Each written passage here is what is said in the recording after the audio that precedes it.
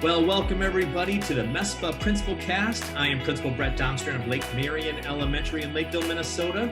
And today I am excited to be welcoming our guest, Dr. Katie Pekel from the University of Minnesota. But before we get started, I would just like to remind you that continue reading Roger Aronson's legislative updates, and also be sure to check out the 4 at 4 email coming from MESPA. It contains a lot of information that's relevant to us, and we want to make sure that we're getting you what you need. So without further ado, please welcome Dr. Katie Pekel. Katie, it's great to have you.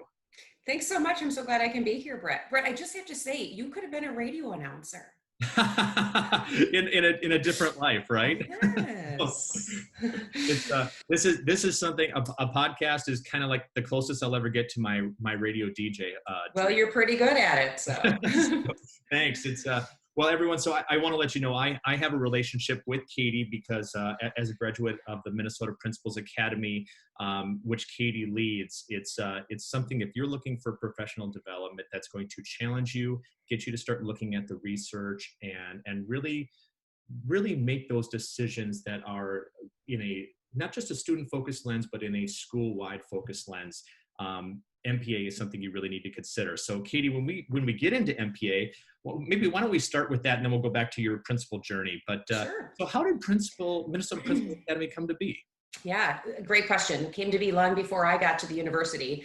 So in 2005, there were a couple of legislators that got together and they wanted to create an executive development program for school leaders. Basically, they were looking to recreate what was then known as the Bush Fellowship that a lot of school and system leaders went through that is no longer.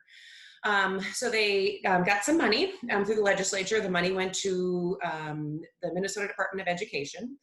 MDE put out a call for proposals. Then Commissioner Segrin contacted then President Bob Brudix of the University of Minnesota and said, hey, I'm not getting enough responses to these calls for proposals. So the university responded.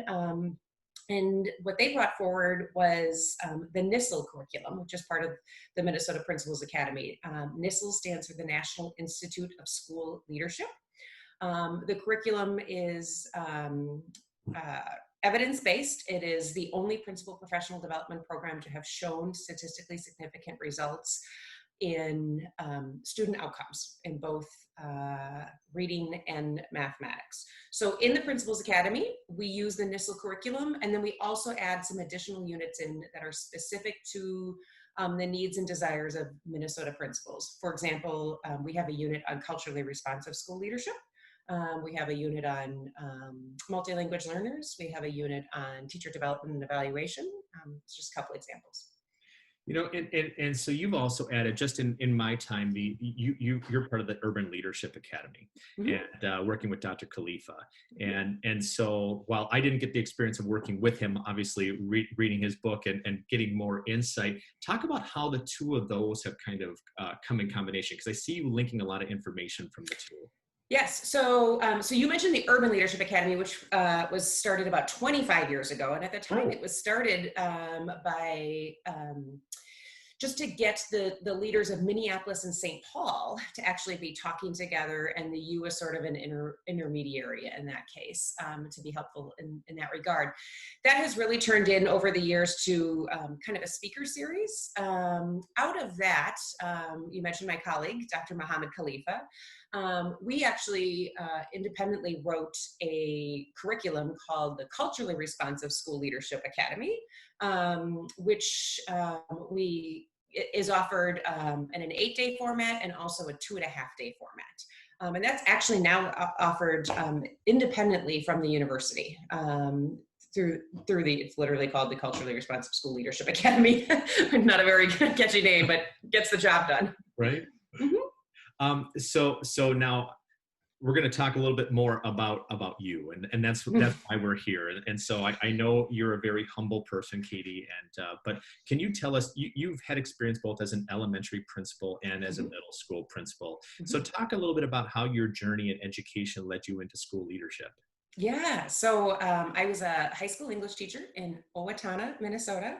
Hey. Yes, it was a fantastic experience. And the greatest thing that came from that was the mentoring that I got from, um, affectionately, I refer to them as the ladies, but three women who really mentored me into the profession and what it meant to be a professional. From there, I embarked on, yes, school leadership as a journey. I got my license through the University of Minnesota. And when I finished my license, I actually applied for a high school assistant principal position in Austin. Went to click on the button and it wasn't there. And I called HR and they said, oh, well, there's an elementary job. Why don't you apply for that? And I was like, what do I know about that?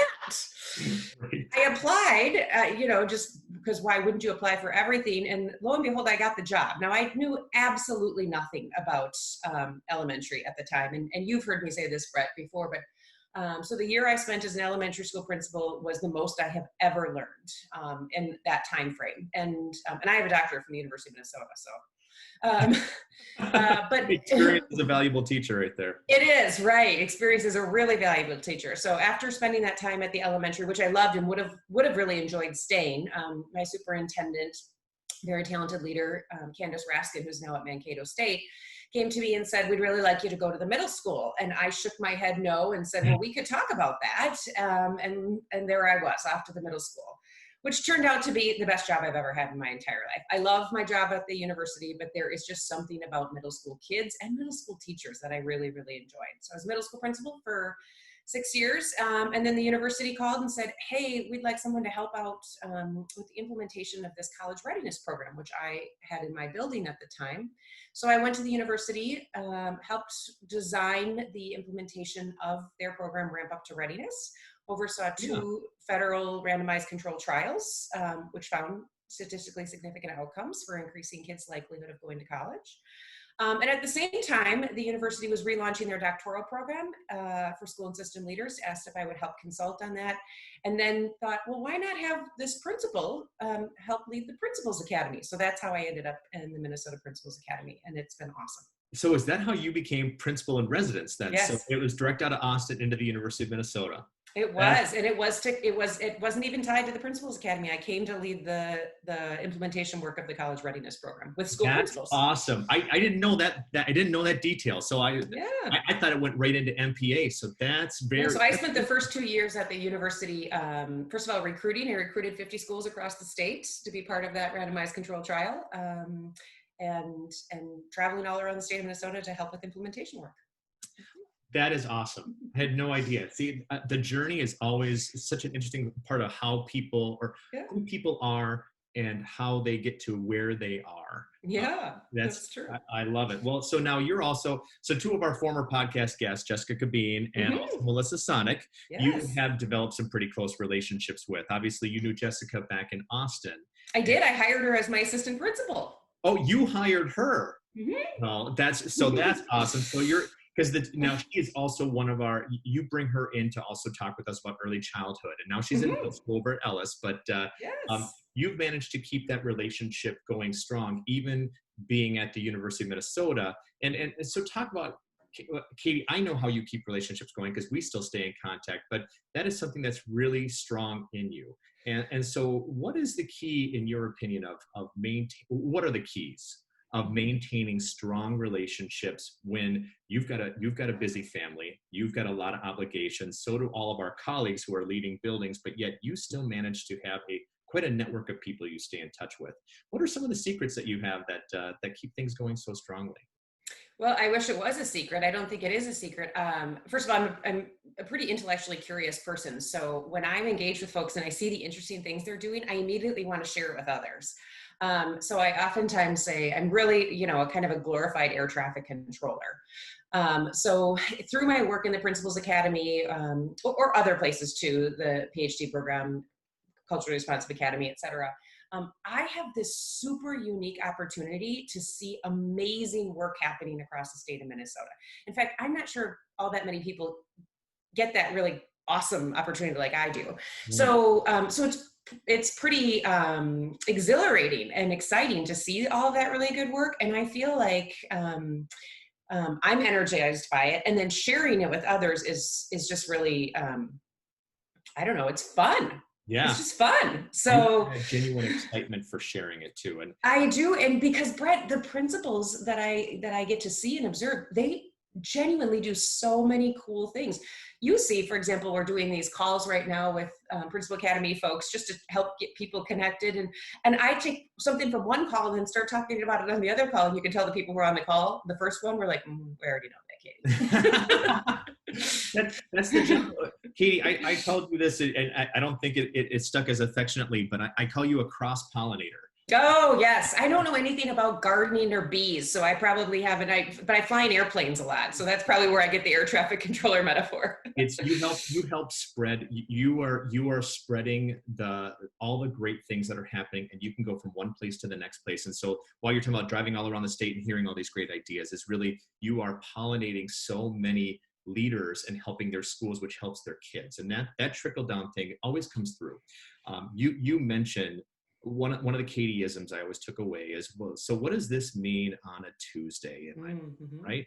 And so your focus, even though you're working primarily with adults, is we're talking about the impact that it has on our students.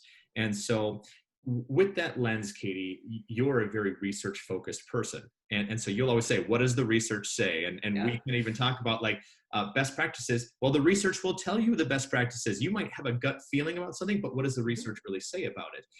But then you're grounded in the reality of, yeah, but how do I do that on a Tuesday? Talk a little bit about why you always make sure to bring that point up when you're working with adult learners. Because I think both are equally important. So first of all, yes, it will come as no surprise to anybody who knows me that one of the first questions I ask when someone tells me they want to do X, Y, or Z, I'll say, what does the research say on that? And now, unfortunately, it's caused a flood of emails for me often with, what does the research say about, like, I don't know, recess? I'm like, I don't know what the research says about recess. And then all of a sudden I'm finding out what the research says about recess, right? Right? Underwater basket weaving. I heard Totally, exactly. So I think, first of all, there are very, very smart and thoughtful people who have spent a lot of time really examining the impacts of ideas, interventions, etc. So I feel like, well, if we have some information, we should consult that, right? Yeah. That being said, I really also very deeply believe that we have to think about, what does this look like in a classroom on a Tuesday, right? Just because the research says in Austin, Minnesota, it worked with a group of kindergartners in 2005 to 2007, doesn't necessarily mean it's going to work with kindergartners in Thief River Falls. But I think having a grounding in the research and then knowing, okay, within my system, and I think of a school as a system and also part of a larger system within a school district, how is this going to work, or how will this function?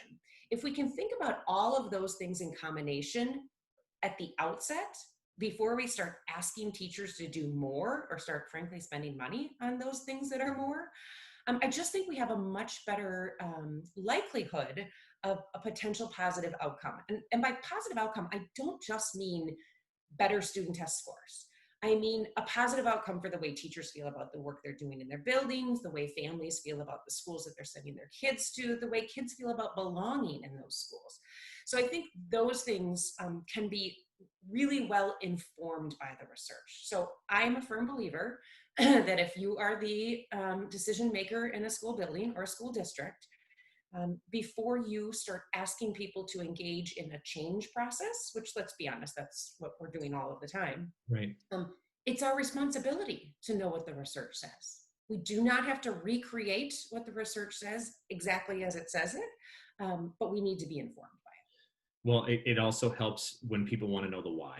Yeah. Right? If you have a foundation for decision-making processes that go back to, we can tell you we have seen results because of this, which is why we're going in this direction. Better than, well, I woke up today and it felt like it was a good idea, so let's go. And people are like, I saw it on Twitter.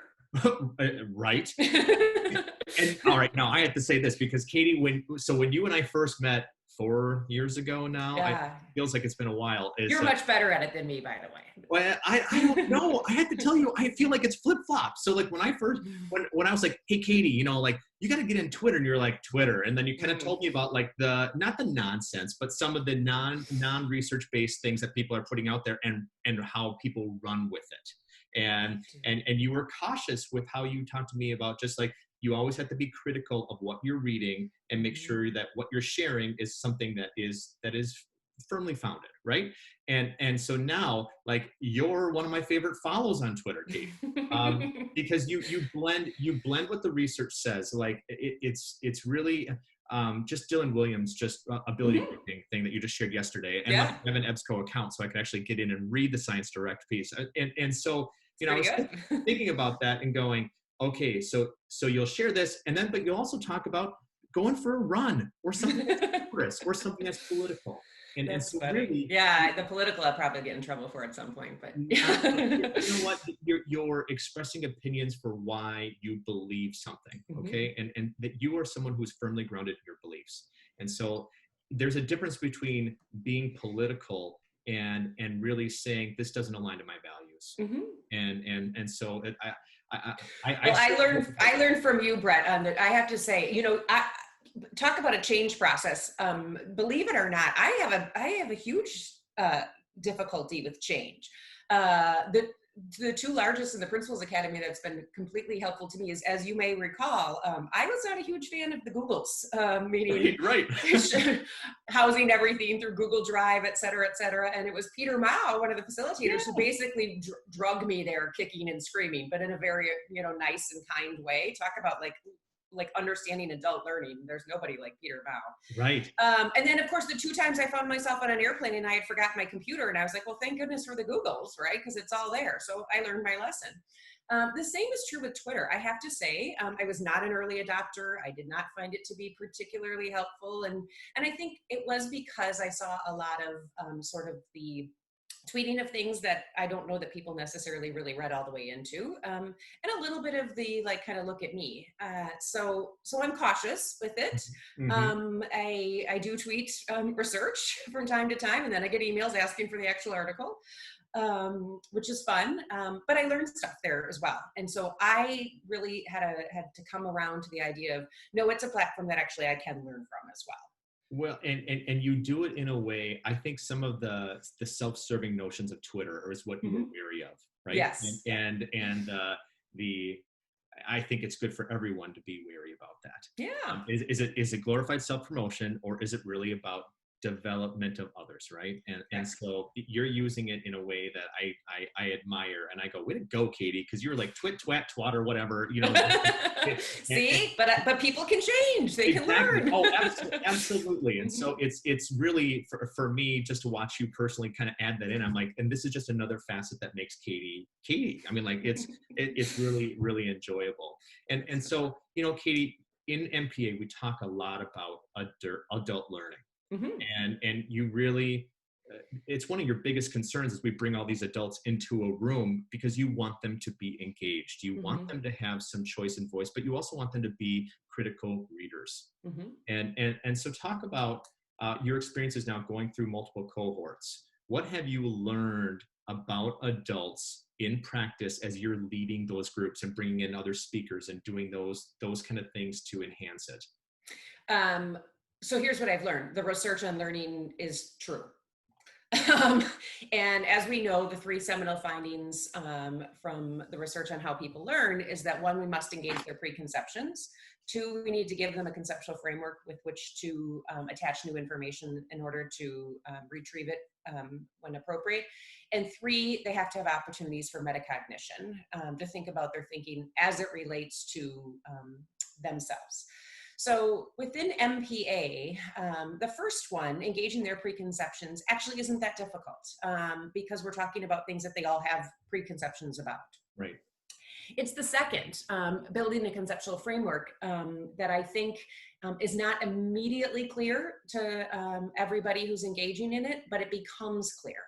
And I think once leaders have a conceptual framework that is focused around their why or their vision for what they believe is an effective school. I like to think that that vision is somewhat grounded in research on what makes an effective school. I think it just frankly slows us down. I think we're in a place in society in general, but certainly as school leaders, that we are so driven by wanting to make things better for kids and families and staff too. And I think that puts us on this sort of frenetic sort of hamster wheel of what's the next thing? What are we going to do? How are we going to change this?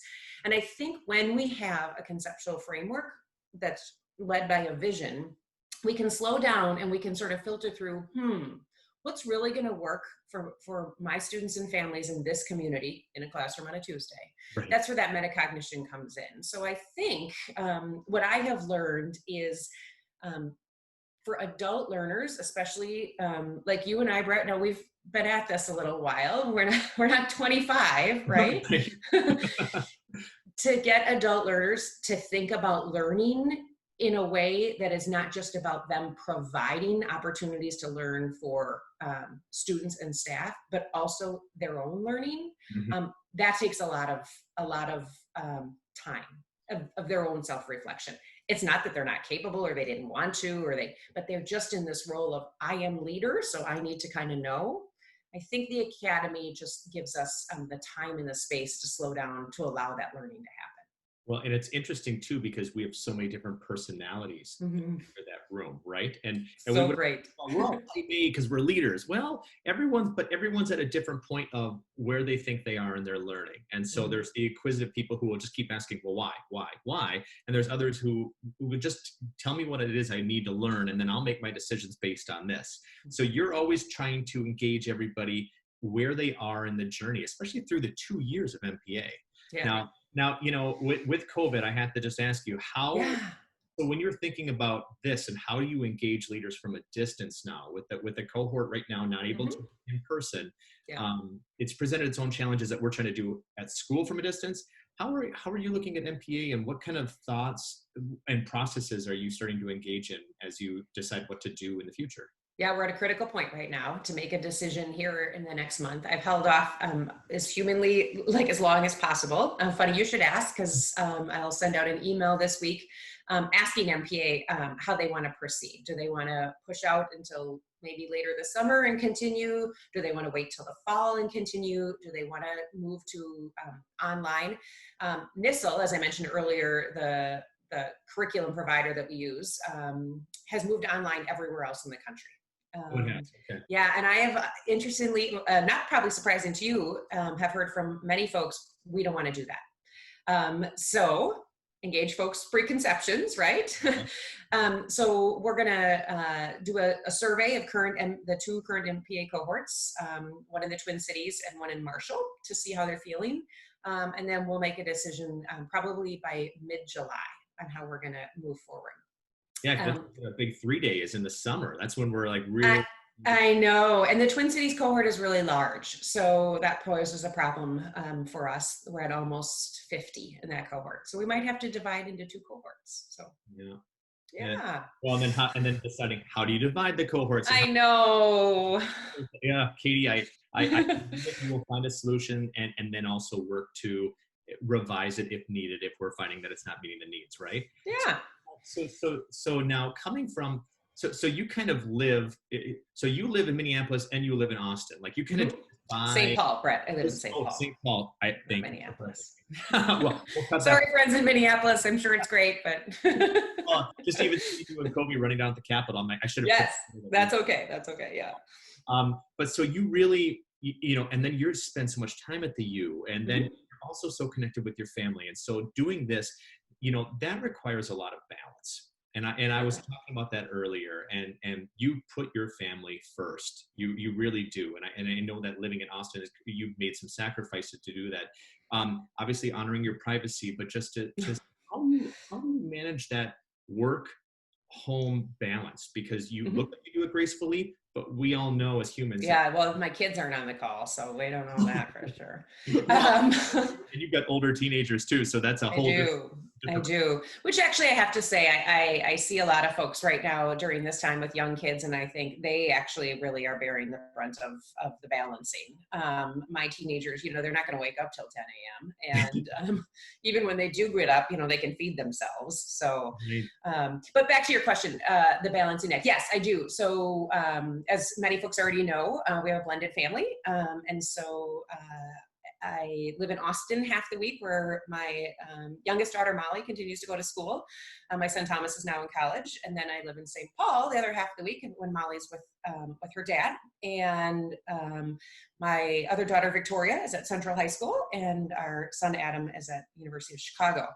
And my husband, Kent, normally is traveling almost all the time. He's the president and CEO of Search Institute. So a couple things as far as balance goes. First of all, almost all my reading is via audiobook and in my car. So people are like, how does she read so much? I don't know. I listen a lot. Yeah.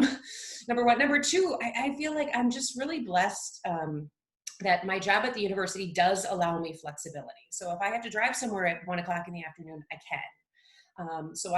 My schedule, usually I get up early in the morning and do a lot of work from my computer wherever I am. And so that allows for flexibility as needed. So, and kids are great. Mine are fairly great. But they're also are pretty understanding. And, it's amazing. You can move an entire family of 6 around from your iPhone pretty quickly. Right. So, yeah. Well, and again, this goes back to you do it with grace, you do it with humility, and you don't hide the things that you're doing. I want to say you're transparent is probably the right. Well, that's nice. I appreciate that. Trust me, I get help from lots of folks. You mentioned Jessica Cabine earlier. There's a time or two where she had to go get Molly and bring her somewhere for me because I wasn't going to make it. It takes a village. Right. Well, we get by with the help of our friends. That's right. Right. So yeah. Now I'm gonna bounce back to when you're talking about making the move to middle school, and you found. Yeah. Okay, so those who know Katie would probably know that she's got a dry sense of humor, but she's very relational, and sometimes she'll just call you out on any BS too, and it is in a way that is kind, obviously, but so you said you found the right match, and I think that your personality, I can see how that would work. Is what was it about middle school that really drew you in and said, this is my place, these are my people? Well, it's the best of all worlds. So first of all, let's start with teachers.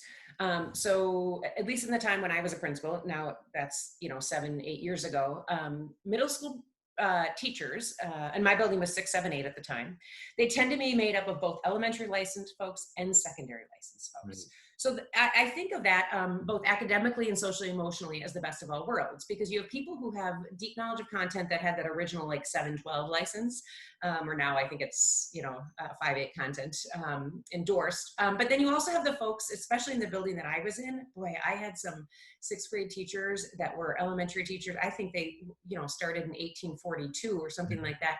But they just loved kids, and they would really remind their 8th grade colleagues, yeah, actually, we're not here about the standards. We're here about kids. And then the 8th grade colleagues would be yeah, but if we don't pay attention to the standards, they're not going to get a sheet cake at high school.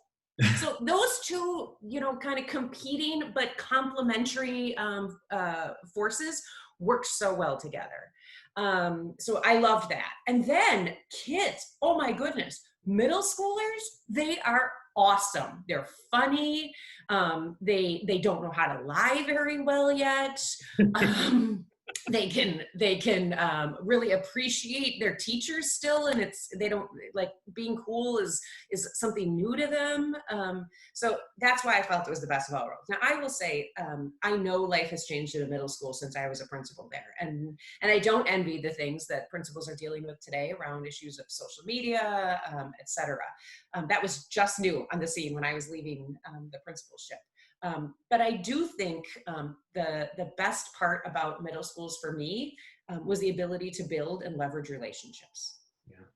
So, and not that that doesn't happen in other places. I know what happens in other places, but it was particularly poignant for me at a middle school. Well, and we all know the research that relationships do matter. As it turns out, yeah. So it's I think it's important. And you mentioned your husband, Kent, and before I ask a question about Search Institute, because obviously that is a depth of resource that you dive into and share amply. Is Katie, I want to ask, you do talk to people in the MPA, and you talk about the journey of going on your doctorate. And, and it's not for everybody. And so So when you think about your PhD and your journey, talk about the things that led you there and why you're happy you are on the other side and you have it. And talk about, for principals who are out there thinking, you know what, I'd like to go after my PhD or my EDD. Mhm. Katie, what are your thoughts as you, and not to like promote the U of M, but just in general of that quest of learning? Yeah. So first of all, I have an EDD. I have one of the last EDDs that the U of M handed out. We now run a PhD program. The difference between the two degrees is the EDD is often considered the practitioner degree, and a PhD is often considered the researcher's degree. The U of M now only offers a PhD, to be honest, because we can, because we're the only research one institution in the state.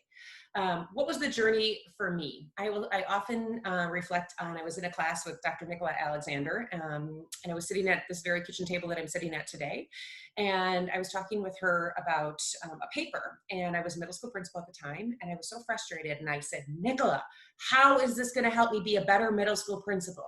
And she said, it's not. It's going to help you be a better thinker. And that is really what my doctoral program did for me. It immersed, so I never got to participate in MPA, believe it or not. So in fact, I learned about it from Jessica, who was my assistant principal at the time. Every time we'd have a question, she'd haul out these big binders. And I was like, oh my goodness. But for me, what my doctoral program did is it really forced me to understand how to consume and use research. It also helped me to really think from a systems view, not just a problem view. So those are things I think people can get in multiple places. I think a lot of people can frankly get that from MPA. Mm-hmm. But I think that, at least for me, that level of thinking and analysis, which again, I had to really slow down to do, was not something that I was going to find in my day-to-day work. And it certainly wasn't something that I was going to find in kind of typical principal professional development, because that was really about quick stuff right now. And a doctoral program is certainly not. So. No, and I like that idea of about the thinking, because that Mm-hmm. really is to be a critical thinker. And then it goes back to, what do you say? What does the research say? Right. I know I would not have that deep of a sense of the importance of that had I not been in a doctoral program, because I just wouldn't have been exposed to it anywhere else. Again, I do think that's where MPA influences a lot of leaders. I know it influenced leaders before I got there from that regard. So. Well, here's the funny thing. I thought you brought about MPA. So that's funny. No, gosh, no. Lots of people. In fact, it existed for 6 years before I came to the university. So I think now we're at about over 500 people have participated in MPA in some way, shape, or form.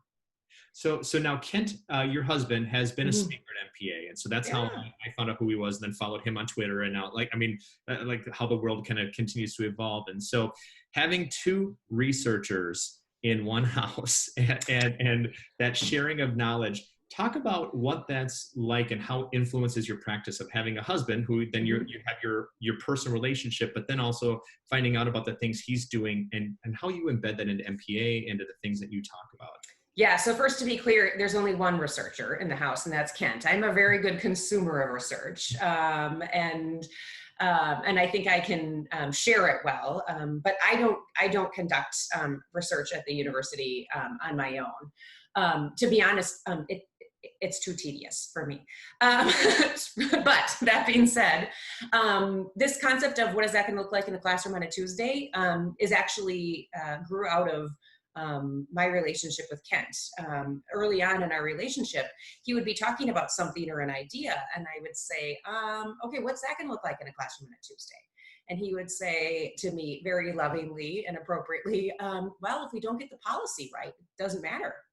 And I was like, he's right. So actually, I think our personal professional relationship has a lot of sharing and a back and forth of what something could potentially look like in service to practice. Does that make sense? So, Kent has a staff of really brilliant researchers that are working on, for example, developmental relationships, and then they're translating that into messaging it for practice. And so that's our dinner conversation, or that's our, our walking the dog conversation. So it's organic. It can just happen Yeah. because you have that time and space to allow that dialogue to go around the work. Yes. All right. So I hope I can have just a few more minutes because I have of course. 2 questions. And you can edit all you'd like. well, one of them is I'm excited to ask it, but you just mentioned policy, and I've been following your work with Minnesota legislation, and you've been down to testify. You really influence people coming down and speaking with our lawmakers. Talk about that. I don't want to use the right word balance, but the advocacy and the giving the broader picture to our elected leaders and how that affects education. Talk about what your role is and the university or MPA, and share a little bit about that, because I don't think people know some of that work that you do. Sure. First of all, prior to my being involved in MPA and working with the folks, Roger, you mentioned earlier, at MESPA, previously Jim Bartholomew at the Minnesota Business Partnership, Gary Amoroso at MASA.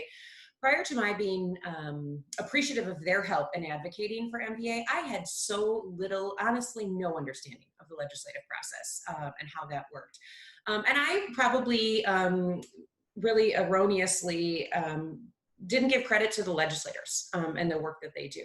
So when I first sat through the legislative process now 8 years ago, I walked away from that going, holy cow, there is a lot that goes on there. And a lot of those legislators are really smart people balancing a lot of information. And they've got smart staffers helping them. So I just first want to acknowledge the work that they are doing. They are, as you know, on multiple committees. And even though education might be their passion, they have, 6 minutes to ingest or understand concepts. So one thing that I have been willing to, do is to provide information relative to the research. And the U has a benefit of doing that in a pretty nonpartisan way, right? Like kind of the research is the research. So that's one. The other thing that I've really learned in the process of advocating for the continued funding of MPA, which I want to just say we're so grateful to not only the legislature, but also the Minnesota Department of Education, because they've been great partners in that. And that's really where the money flows to and then comes to the university, is that legislators want to hear from their constituents. So you know this, Brett, and anyone else who's been in MPA likely knows this. I oftentimes ask MPA folks if they've had a good experience or if they'd like the academy in their area, would they please contact their legislators and talk with them? They want to hear from you far more than they want to hear from me. They want to hear, how does MPA impact what you're doing in Lakeville or Thief River Falls or East Grand Forks or wherever. So that's something that I learned early on. And I think that's what's helped MPA maintain its funding and its bipartisan support, because it's principals talking to their legislators. And I think principals oftentimes see themselves in sort of this, kind of middle management position, and they don't necessarily understand the power of their voice, especially to their legislators. And I think once folks like yourself get engaged in that process, then they're like, oh, they are interested and they do listen. So, and they really are interested and they really do listen. Right. And as someone who got to testify in the committee, and it's fascinating to watch the process. And you're right. You've got just a few minutes to get your idea across or to catch somebody in the lobby before they walk into session. And I do admire the lobbyists and what they have to do, because you're right. It's a short message that they have to get across. And we're still connected. Okay. Yeah. All right. So I was going to ask you there's 2 other pieces, but we'll just, all right, the cohorts, okay? So Northern Minnesota, Southern Minnesota, Minneapolis, and no cohort is created the same. And so as you started looking at branching out MPA to actually go where our leaders are versus making them all come to Minneapolis and say, hey, you can come to the U if you want this. Talk about the successes and how that came to be. And then at the very end, my last question, you can just think about it, is you are masterful at getting people to do the things they didn't even know they wanted to do, right? They didn't know they didn't want to do. Just share that last bit about how we make cohorts work around the state. Yep. So speaking of legislators, it came out of that. So at the time, I had worked with Shane Zutz, who was the high school principal at Lincoln High School in Thief River Falls. He no longer is in education. He's actually the director of HR for DigiKey. And he was a ramp-up school. And he called me and said, what do we have to do to get the Principals Academy in northern Minnesota? And I was like, well, that is a long way away. But it was because of Shane, his relationship with then Senator Leroy Stumpf, who was the highest ranking member in the Senate and led the Ed Committee at the time, that we got support to get the Academy's funding reinstated. And that was in 2015, I think, 14 or 15. And out of that, we agreed to go to northern Minnesota, right? And we also agreed that we would, with the amount of funding that we get, we could run 2 cohorts at a time, and we would always run one in greater Minnesota, and we would move it around to do exactly what you're saying, to serve folks in greater Minnesota so that they don't have to come to the Twin Cities. It's been super successful. We've been in Thief River, we've been in Staples, we've been in Fergus Falls, now we're in Marshall. We hope to be in southern Minnesota starting next year. The cohorts are different, but when we have folks that go between the two, like if they miss a unit or not, the learning is also the same. So that's been really, really, I think, part of the most exciting part about MPA. Is getting to go places and see what the rest of the state is like, right? Right. Well, and you get to share those ideas, and you're sharing what's happening in more of our rural schools. And when you're the principal of not just a high school, but you might be a middle high school, or you might be a K-8 principal, and the experiences are different. And so for all of us to kind of know the struggles and the successes our colleagues are having across the state really helps level the playing field and give everyone that opportunity to learn. Yeah, it really does. So the big piece. So Katie, one of my favorite Katieisms is that you get people to do things they didn't even know they didn't want to do. Yeah, that actually comes from Peter Mao.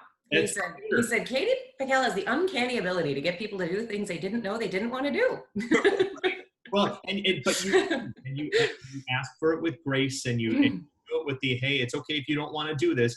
But for some reason, I haven't said no to you yet, and I'm sure other people are probably feeling the same way. Is that they keep saying yes, and so talk about how that comes to be, because I'm looking at this week's speakers and this week for the MPA sheriff sessions, it's all new people, and so how do you cultivate all these leaders to continue to give to each other? Well, first of all, they're not saying yes to me. I think that's the number one thing. I think most people, I think you, I mean, correct me if I'm wrong, but I think when I called and said, hey, Brett, would you do this for other principals? You're like, of course I will. Yeah. Right. So I think that's what MPA has created and been allowed to do, is to be a place that's in service to one another. And I'm really, again, I'm just the conduit for it. I'm the air traffic controller. I can reach out quickly to folks, and I think they like being asked to help one another. I think they like to contribute. I think that they like to know that their work is recognized for the good things that it is. And therefore they also trust then that when I ask someone else to do something, whatever she's bringing is probably good because she asked me. Or I've seen good things brought before. Yeah. So I also think I try to, as best as I can, balance where I'm asking and who I'm asking and what I'm asking of them.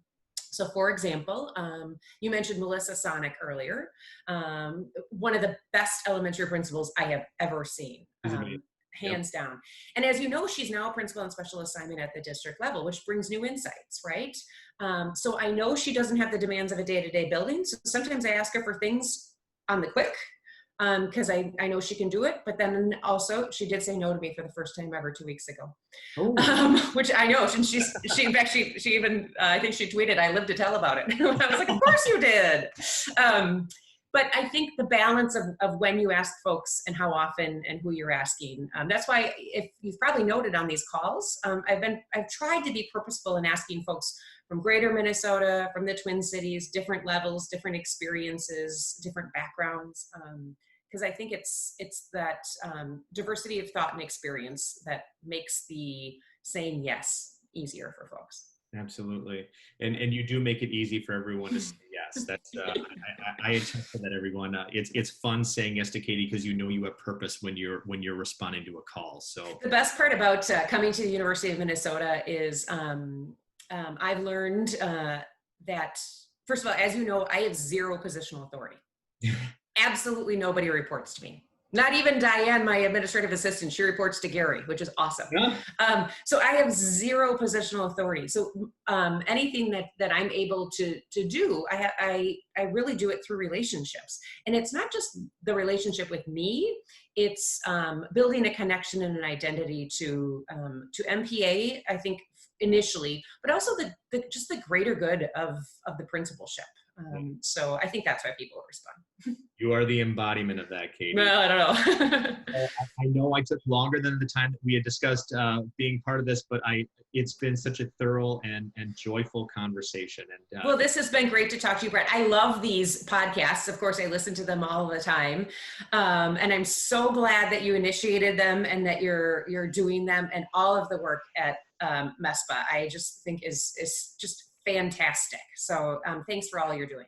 Well, and MESPA we are a learning organization, right? Yes, and I know. So many MESPA members are sitting at MPA right now, and so many of them are listening because they're challenging themselves to continue to learn and grow. And that's really what we're in this for. As educators, we're leaders, but we're also learners. And so it's an honor, and I'm grateful to call you friend and colleague here. And thank you for your leadership, Katie. And we're really happy that you're able to be on the podcast today. Thanks for joining us. Thanks for having me, Brett. All right, everyone, be sure to subscribe to the MESPA PrincipalCast and follow Katie. Oh, Katie, how can everyone find you on the Twitters? On the Twitters, at Katie Pekel, Pekel. It's pretty straightforward. Follow Katie. She is totally a worthwhile follow, entertaining, and you even get to see a little update with Kobe the dog too. So it's always entertaining, and you'll learn something. So Katie, thanks again for being on the podcast.